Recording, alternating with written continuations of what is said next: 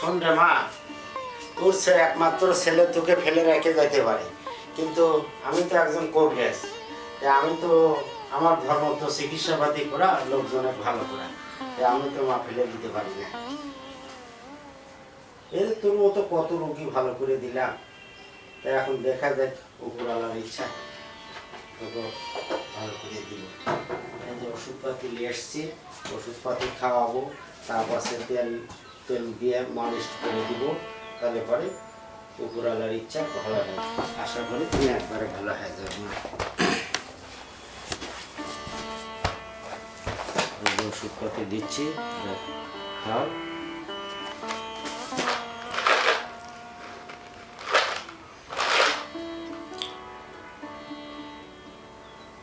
ঈশ্বরের কৃপা এখনই সুস্থ হয়ে যাবে, এখনই সুস্থ হয়ে যাবে।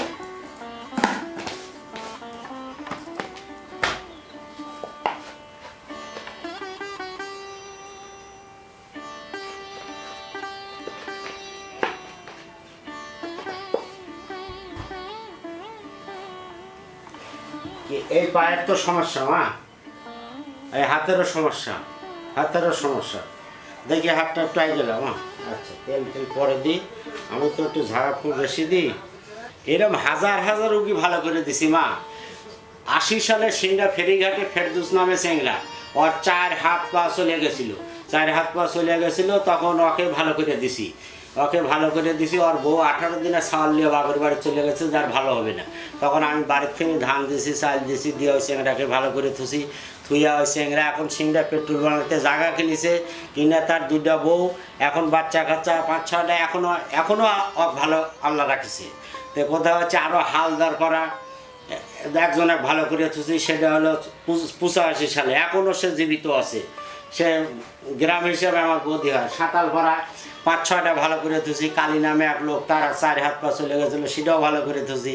তারপর সে নিপেন এক নাম ছেলে, তার ডাইন পা জবান বন্ধ হয়ে গেছিলো কয়েকদিন আগে, সেটাও ভালো করে দিছি, এখন পুরোপুরি সুস্থ। এরকম হাজার হাজার এই গোপাল কবিরাজের প্রমাণ আছে, দেশ বিদেশ সব দেশেতেই আছে। বাংলাদেশের যে কোনো জায়গায় গেলে গোপালের 2-1টা রোগী আছে। তো এটা একটা খুব ব্যাপার না, এটা 1-8 মাসের মধ্যে ভালো হয়ে যাবে নি।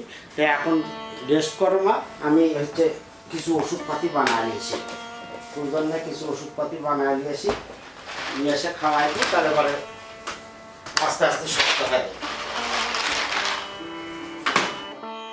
ভগবান, এবার মনে হয় আমি সঠিক জায়গাতেই আসছি।